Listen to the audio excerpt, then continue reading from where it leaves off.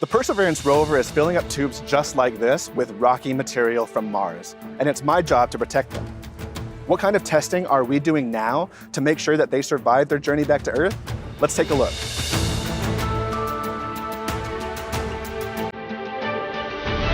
We are close to the base of a nearly 90-foot drop tower here at NASA's Jet Propulsion Laboratory. Places like this are designed to help test out NASA's most ambitious campaign to date, Mars sample return.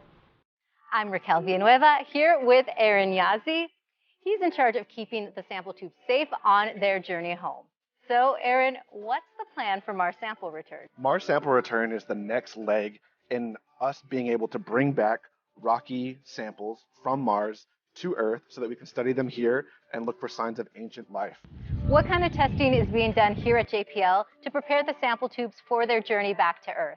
The sample tubes have already gone through a lot of testing to date, but we're going to continue testing to make sure that they can survive every leg of this mission. Some of them involve mimicking Mars's environment, practice robotic handling of the tubes, making sure that they can survive each of those steps, the launch environment, the landing environment. Speaking of final descent back to Earth, that's what the engineers are working on behind us. Can you tell us a little bit more about those tests? The tower behind me is actually able to mimic the event from when the canister holding the sample tubes will land back on Earth. One of the designs that we're currently testing out is what kind of crushable material we might want to use inside of that assembly. So this right here is actually a piece of titanium crushable that we're going to use with this mass simulator to see how best to cradle and protect these tubes when they land back on Earth. What is being done to ensure that this is a successful campaign? We are currently partnering with agencies across the US and around the world, the most predominant one being the European Space Agency.